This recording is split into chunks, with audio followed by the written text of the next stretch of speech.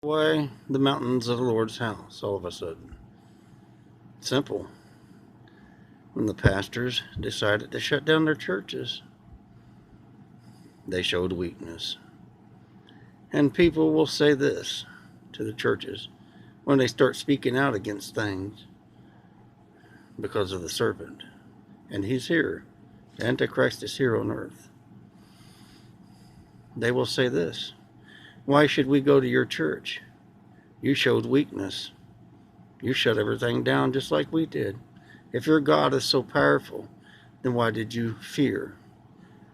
Didn't your God say not to fear, for he is with you? And yeah, you pastors, your church leaders, you fell right into it. Never seen it coming. We are in the end of days. And that's why the Lord our God, Yahshua Shemal, Jesus Christ, came, told me time to establish the mountains of the Lord's house, because the churches have failed my children. So I'm here to pick up the pieces, like the Lord told me to. Because, there are a lot of Christians out there that say they don't need a church. Well, don't be selfish.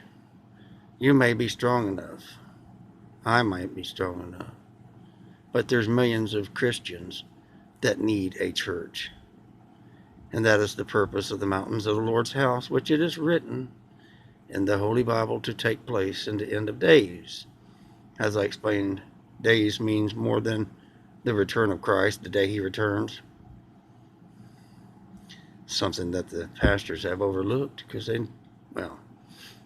don't know scriptures as well as they think they do. Elijah the prophet shall come in the end of days. See, he comes before the great and dreadful day of the Lord that has not happened yet.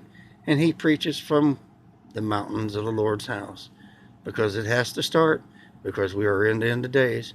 And pastors, you dropped the ball. The devil's going to use the fact that you caved into his needs when he told you to shut down the doors of the Lord's house. He's going to use that against you.